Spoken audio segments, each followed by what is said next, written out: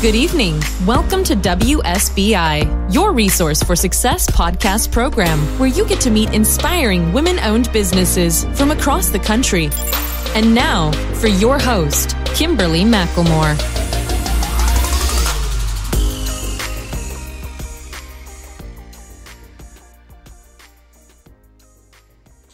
All right, good evening and welcome to WSBI, your resource for success podcast program, where you get to meet inspiring women-owned businesses from across the country.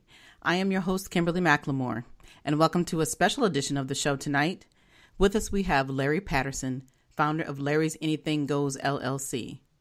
Larry's Anything Goes LLC is an online retail store and financial intelligence content creator organization. Larry's Anything Goes LLC also supports, connects, and engages with multiple entrepreneurs. Larry Patterson started his business officially as a Limited Liability Corporation in June of 2018. Larry's Anything Goes LLC primary objective is to educate and stress the importance of multiple streams of income and financial asset accumulation to the public. So without further ado, please help me welcome to my platform, Mr. Larry Patterson. How are you, sir? Hello. Thank you for having me. I'm doing great. You're welcome. It's my pleasure. I'm excited about you coming on tonight to hear about all the amazing things that you do, because you're just not a one-stop show. You got a one-man show. You got a whole bunch of things going on within that show. So before we get started, we get asking you all these great questions. Why don't you just tell the listeners a little bit more about yourself, Larry? Okay. Well, I'm born and raised in Woodbridge, Virginia, as local as they come to the Northern Virginia area. Raised by a great, awesome single mother. I work full time, and I juggle two companies now, mainly Larry's Anything Goes when it comes to the financial content creation, and Patterson Properties when it comes to wholesaling real estate and rental properties, and about to get into the delinquent tax lien business at the same time. So just like yourself, I'm involved in a variety of things, but my passion is financial intelligence, going to various seminars, engaging with other entrepreneurs, and just seeing where the future of my businesses are actually going to take me, all at the same time. Wow. I mean, you made me tired, okay? Yeah, about to say you got to stop me. I can go all in though. I'm sitting there like, okay, he didn't talk about anything else besides work, and business, work, and business. So. And the funny thing is you mentioned that is because when I'm not at work and I'm working on my businesses, it doesn't feel like work. Right. You're right. And it's like pleasure for me in a sense. For like a lot of people that like to watch football, I like to work on my business because to quote Mark Cuban, it's like a sport for me.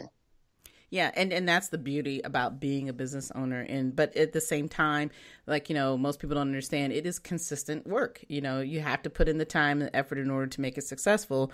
And you have multiple streams. And I know that in your bio, you talk a little bit about the fact that the importance of multiple streams of income. So, but before we dive into those questions, I kind of want to get a little bit of information about, what really inspired you to become this a business owner, but then also continue doing the work. Who really was a part of your life that said, hey, this is something I want to do, or what really just turned you on into business, period? Okay. So I've always had a fascination with business, but I truly got I call it my awakening, my wake up call in 2017. I was listening to a online, very famous YouTuber, goes by the name of Dr. Royce Watkins. His platform, and he has this called the Black Business School. He is a designated financial professor, and he talked about a lot of the woes, especially that take place throughout the African American community. It's mainly due to the fact that so many people are very dependent on having a job instead of being independent in regards to owning their own companies and being able to pass down different assets for generations to come. Because we see in various other communities, stores, lots, real estate, corporations are handed down. It's a normal thing within their community, and it's easier to hand somebody a company or a home than it is to hand them a job. Because when it comes to a job, everybody has to compete for it. But if it's a family-owned business, you can hand it down to your sister, your brother, your mother, your cousin, your son, your daughter, et cetera, and so forth. And one day I was just at work and I looked around and I saw people who were about 20 to 30 years older than me. And I was just like, it's not nothing against a lot of them, but a lot of them, not all, were very unhappy. And a lot of them felt trapped. And I said to myself, I need to do something different outside of just in order to make money, in order for me to ensure that when I get the next 15 to 20 years of my life, I'm able to not only do what I want to do on my own terms, however, I will be able to live where I want to live on my own terms. Exactly. So that was my awakening. And it's a good awakening. And the key is that you have awakened. And a lot of people don't, like you said, ever take that step or even understand that. And it's amazing how you just mentioned, that everybody talks about the fact that all we've ever been taught in life is to, go to school and then go to work.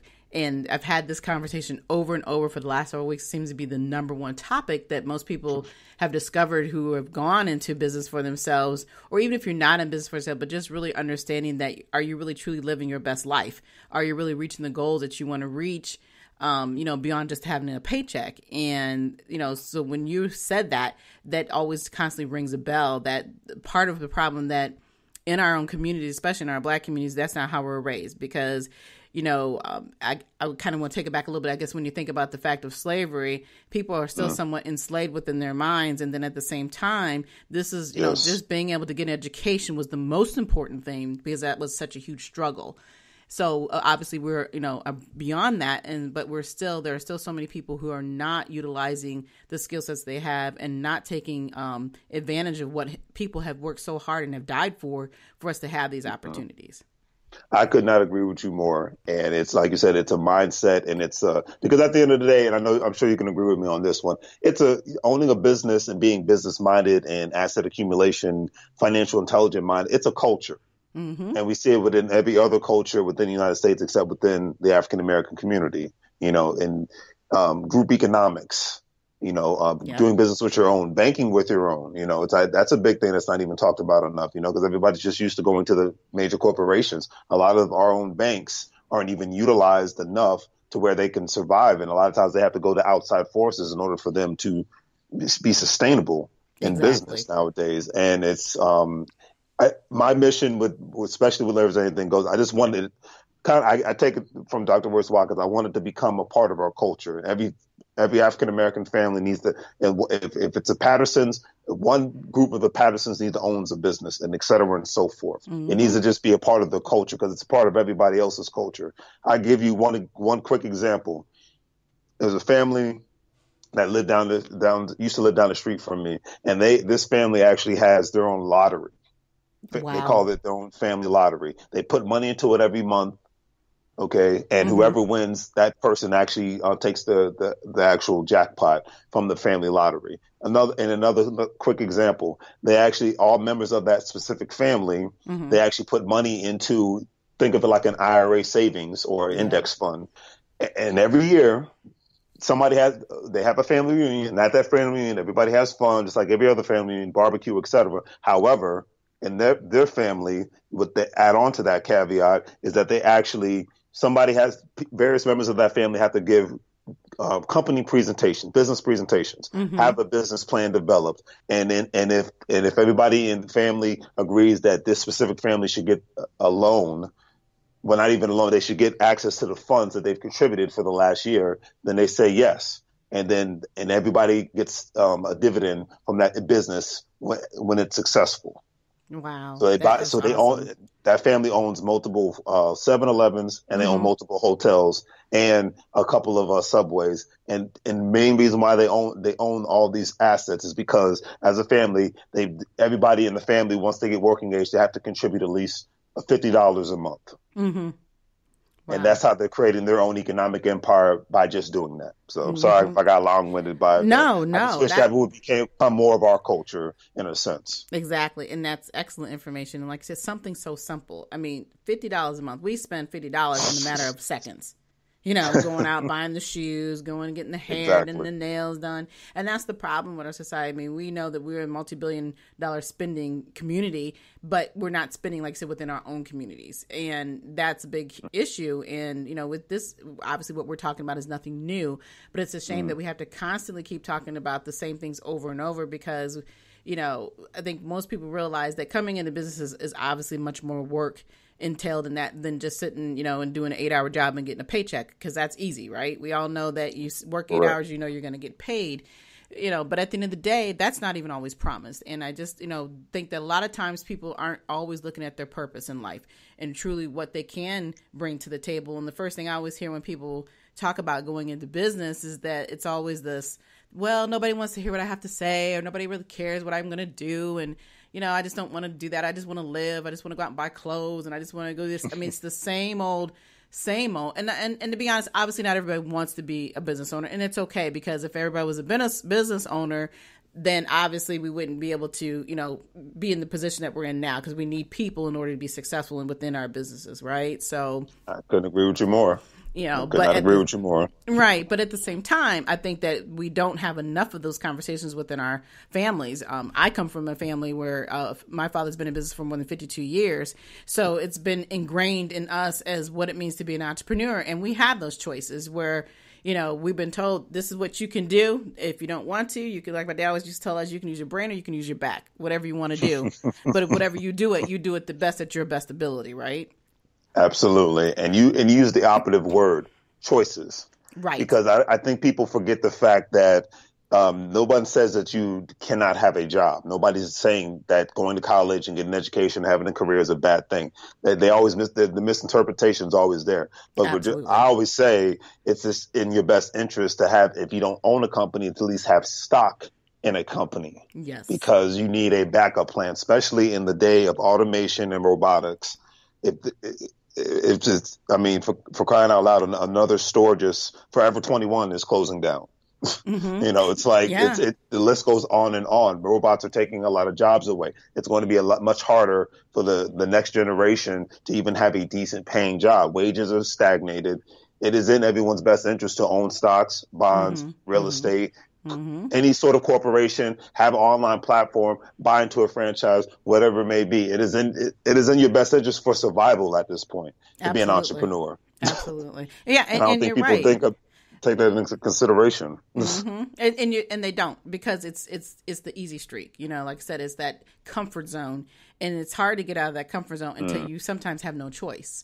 You read many stories today, that we hear all the time about people who lose their jobs, and then all of a sudden they get that instinct of survival that, hey, I've got to do something here because I still have to pay these bills. Nothing is going to go away because you decide, either that you're not going to work or either that you lose a job. Everything is still there. You still got to eat. You still got to put, a roof over your head you got to take care of, and all those other responsibilities. So sometimes people are backed against the wall in order to understand what their talents really are, and in order to make not just a living, but have a business that's beyond survivorship, and it just really becomes plentiful for them and their families. And like you said, be able to engage and continue to move that forward with their other family members as a legacy. It's not just this thing of, oh, well, I'm just going to survive for today and then I'm going to go back to my job. So, sometimes people are definitely backed against the wall in order to do that. But I think sometimes if people would just take a few minutes of their day and just sit back and really review who they are within themselves, do their own self-assessment and say, what am I really doing? Is this the future that I want to have? Like you said, when you see people that have been sitting on their same jobs for 20, 30, 40 years, do they really like those jobs, or are they miserable, or is it, like I said, just that comfort zone? I still work full time like we both do. And I sit back some days and I sit in my cubicle, and I'm thankful every day that I have this blessing and to have a great job. But I'd be like, oh my God, if I had to sit in this cubicle another day, I think I'm going to scream, it's constantly looking at them four walls and hearing everything around you, It's just like, this is, in your heart, even when you're working hard to do your own business, that this is not where you really want to be, but it's that means to get to where you need to be in life, so. Absolutely. I could not agree with you more. I could not agree with you more. It's just because it's when you're working for something that you're passionate about, it feels like even though you're working, it feels like you're not working. It's like you haven't worked a day in your life. Right. Absolutely. Because, absolutely. It's a difference of working for somebody and working for yourself. It's like there's more passion involved. There's more energy. There's more commitment. Right. Well, and that commitment is real, because you can't just come into work. That commitment of owning a business means everything is on your shoulders. Absolutely. And that is truly the difference. Even though you have that passion, it's really all about, oh my gosh, if I don't come in here and do my job, or if I miss a day, guess what? You miss a day, you don't get paid. So exactly. It's that reality, that true reality that people don't think about, obviously, too, if they are going in business. And if they do think about it, they still have that fear factor. But fear is something that you should not do, because that fear of having to live in that life of that cubicle is really not where you want to see yourself 30, 40 years from now. And like I tell people, it doesn't matter how old you are as well. You should still be able to get up and think about, if this is my passion and that's all you eat, sleep, and breathe it, then that's what you should be doing. Absolutely. I couldn't agree with you more. And just to add on to that caveat, because with the increasing gentrification that's happening around the United States, everybody's thinking that if they go south, then that's just going to be in the safe zone. And I'm just like, well, if you haven't been to Houston or Atlanta lately, those cities are being gentrified right now. If you haven't been to Miami lately, New Orleans, of all places, is being gentrified. So you can't escape it. Okay, so you can't. There's nowhere to hide to just say I'm going to have a job. I'll just live in a cheaper state. Unless you're going to live in a small town where literally nothing is happening, in my personal opinion, you cannot escape gentrification. That's right. And ironically, you just brought up Houston. I was just in Houston last weekend, and that's the first thing that I noticed, and that was the first conversation we were having as I was being showed the area and the community, and that's exactly what they're doing. They're tearing down these downtown areas that literally has gone to nothing. And guess what? You got popping up brand new real estate, commercial real estate, and everybody who's living there is nobody who looks like us. I couldn't agree with you more. I went there 2 years ago, and I stayed in the neighborhood Beyonce grew up in, because I was residing in Airbnb, and I saw the gentrification happening right before my very eyes. You couldn't be more spot on. Yeah, and that's the shame. That's the sad part about it, is that we're not paying attention to what's in front of us. And, as this continues to go on in every city, and we see it right here in our own backyard, it's happening everywhere. But at the end of the day, we, to some degree, are at fault for that, because we're not truly paying attention and understanding what economics is really about. It's not about the watch, the finest watch you got on your arm. It's not about the length of hair you got in your head. It's not about the type of nails you're wearing. It's a much bigger picture. And those are the things that we still have to figure out, and we have to continue to preach. And like I tell my son, that's the number one we conversate every day in this house about economics and business.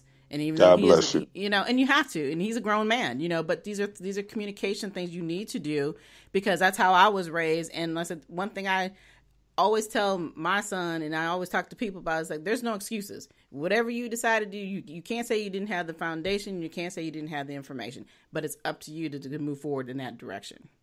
I couldn't agree with you more, because hence Tyler Perry Studios. Woo! A man that went from being homeless to opening up one of the largest studios within the nation. Yeah, and it's crazy. And I just think a lot of times, for a lot of people, they need to hit rock bottom in order for them to become the superstars that they were meant to be. Right. And that story is just so inspiring, to no end. And because that you're instilling that in your son, that's a beautiful thing, because then it's going to be in his mindset. It becomes a part of his culture, and then the next generation, et cetera, and so forth. Well, and that's the goal. And we need more people like you to do things like that, because a lot of people just aren't instilling that into their children. Right. But that's the goal. As we grew up hearing, I always used to hear, each generation should be better, right? And that is our responsibility. And that's part of the problem, I believe, that we have in our communities, is that the parents don't want to be parents anymore. They want to be friends. They're like, oh, we got to make sure little Joey over here is doing okay. Well, no, you have a responsibility. They want the school systems to take care of all the responsibilities. So the foundation is the key to everything, no matter what you do in life. And I think that's a big part of what we're missing, is that foundation. And the reason why we're continuing to stand behind everybody instead of being up either next to them or above and beyond, above them and in front of them. And, we'll always continue to have those problems until people open their eyes and realize the significance of what they have in front of them, and what people have worked so hard and have died for in order for us to have these freedoms, so that's going to be. Yeah, a constant conversation. You know what? We have beat ourselves up on this great conversation, but I still got a million questions to ask you about your own business. Okay, no problem. Go for it. All right. I was like, okay. I'm like, wait, let me hurry up and get off this, get off my little bandwagon. I'm off my horse now. So.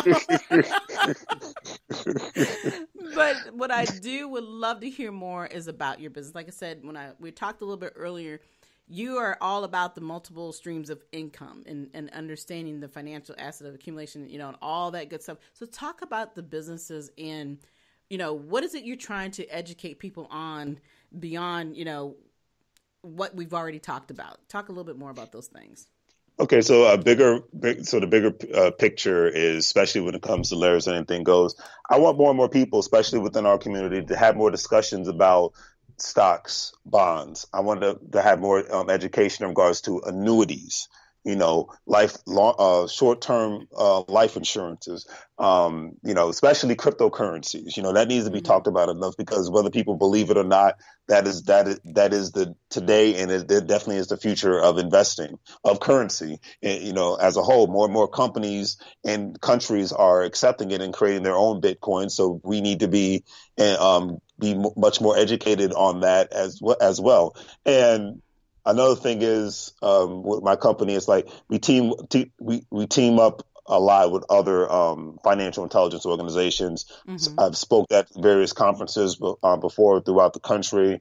The plan is, with Layers Anything Goes, to create my own little financial education courses that people can attend for a very minimum price, in order to not only get the word out there, but to try people even get engaged with their children all at the same time. I sell various products all at the same time too. It's from the business aspect, and I try to connect with other entrepreneurs via my YouTube channel and Facebook page, and to ensure that I can engage with others. But my main thing with the company is to not only engage with others, but to just try to educate more people, and the people that actually have questions, answer the questions, whether it's via telephone, via text, via email, or face to face.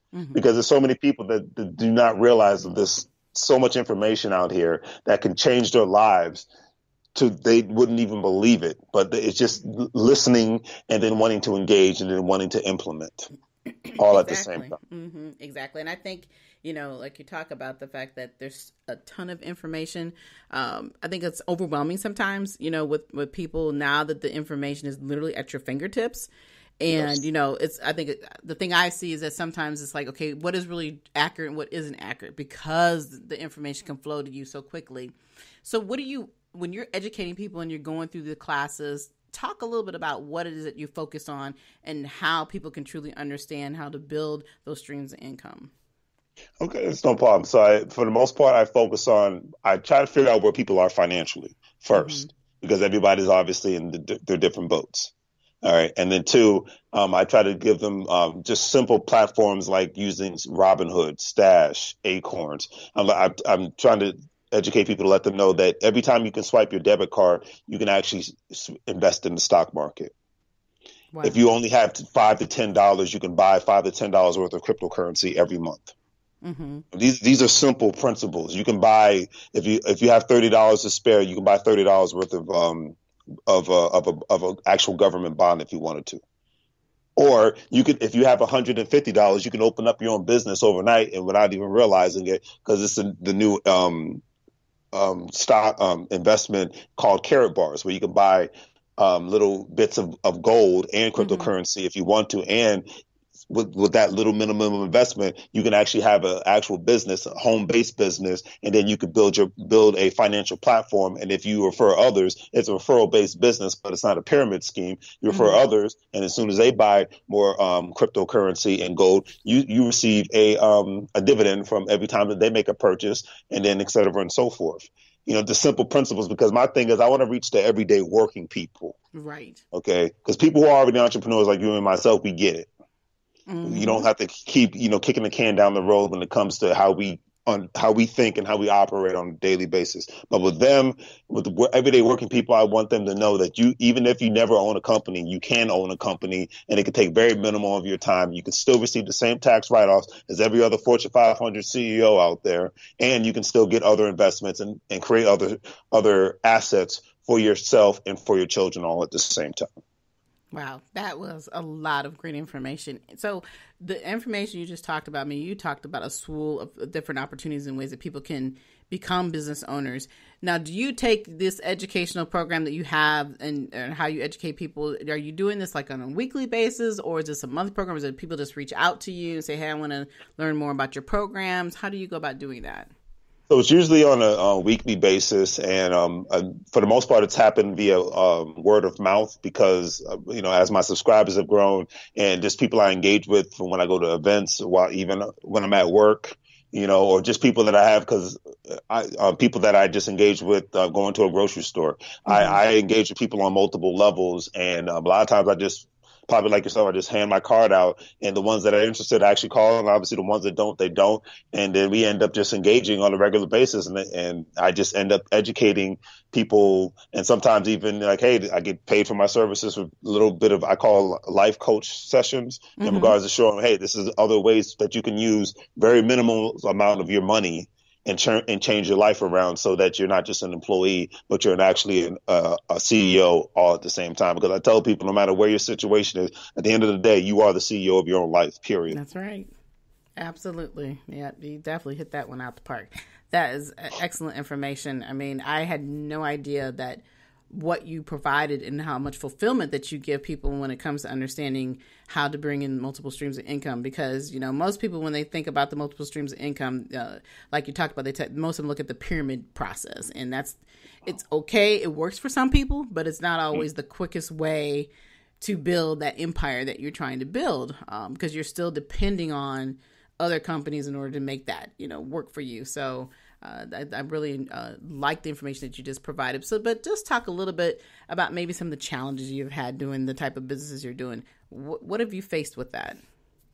So the biggest challenge is obviously time, because there's never enough time, right? Mm-hmm. And then this is, you can understand that. And then the second one is a lot of people just don't believe, like they think everything is a scam, especially a lot of times in our community. That, like, if it's not, a lot of people just don't believe that regular working people can obtain assets and earn a living outside of their job. So a lot of times they just don't want to hear it. They're, especially in the Washington, D.C. metropolitan area, because, and this is nothing against the government, but because it's such a big government presence, people have a government mindset. And with a government mindset, they have a stagnated mindset.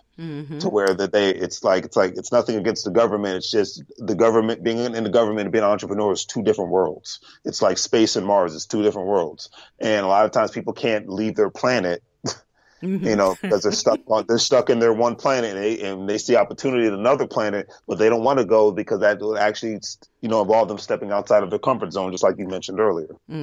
Absolutely. Yeah. Because 50% of our, right. And I believe that, because being that we are here in the DC area, 50% of our Black community works for the government.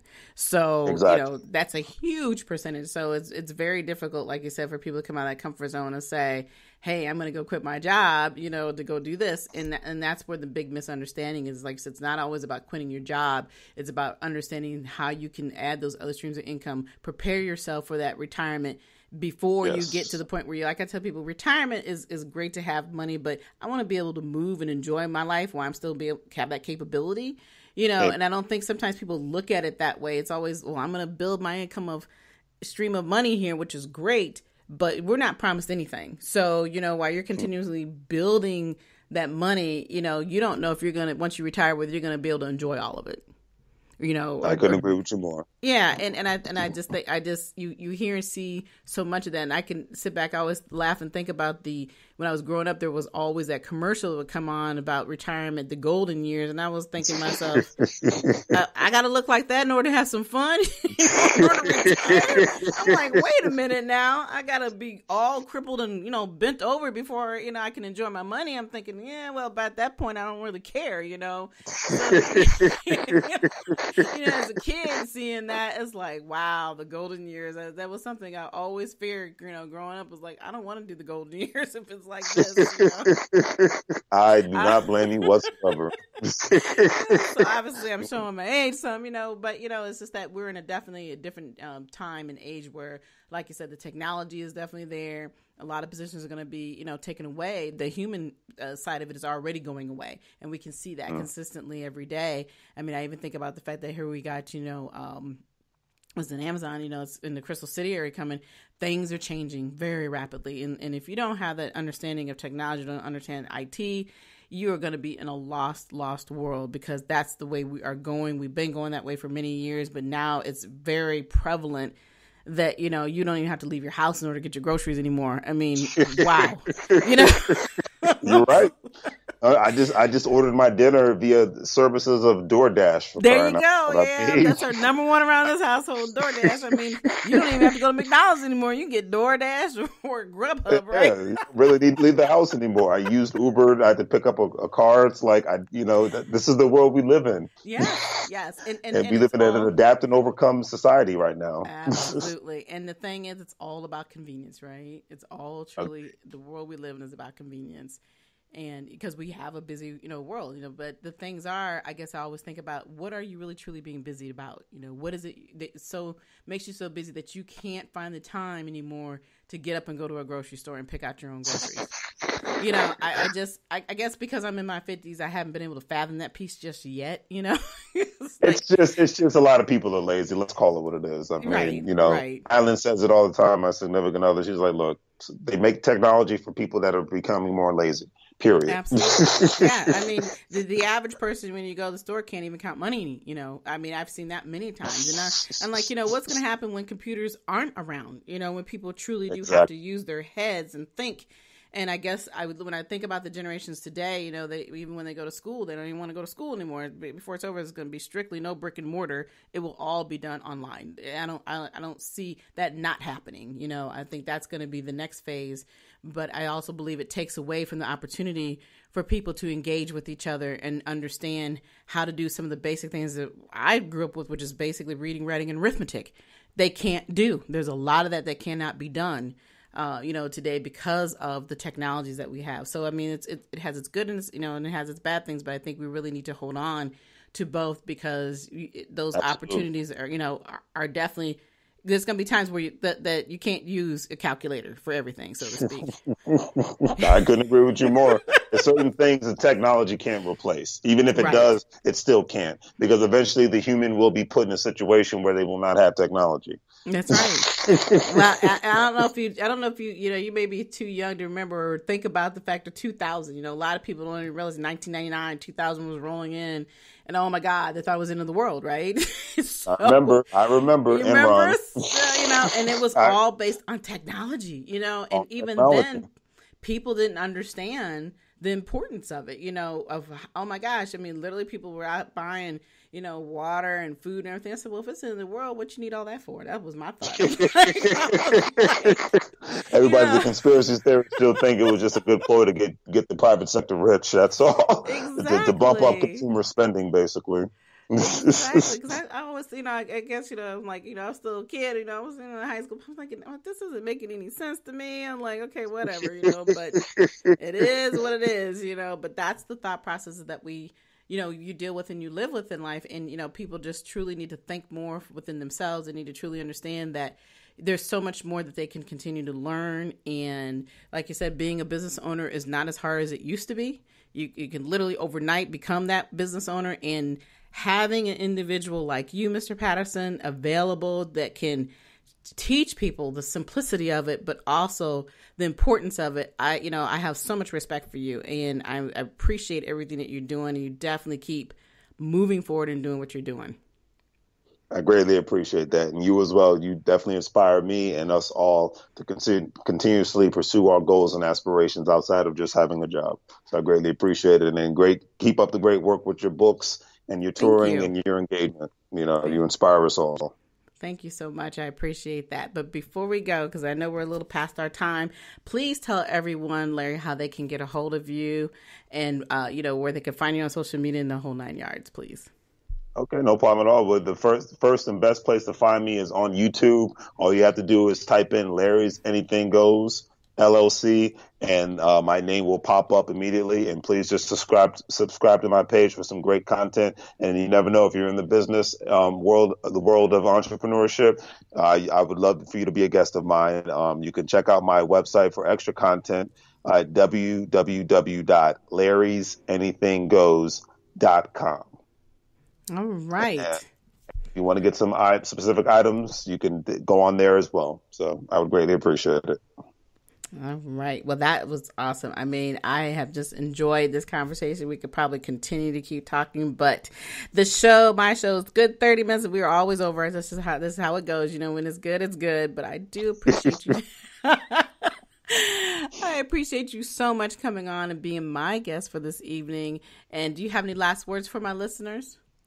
Yes, just please go after your goals and aspirations. And even if you're in your career and you're loving your career, that's fine. But please work hard to have options, not only for yourself, but for your children and your grandchildren. That's all I can say. But thank you very much. You're welcome. It is my pleasure. And again, like I said, thank you all for listening to tonight's show. I'm here every Thursday evening at 7 p.m.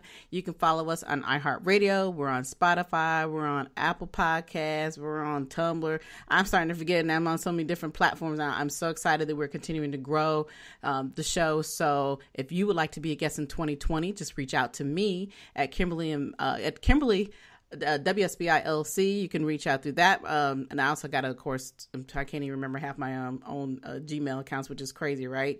But I also have KMM123 Macklemore. You can reach me through there at gmail.com.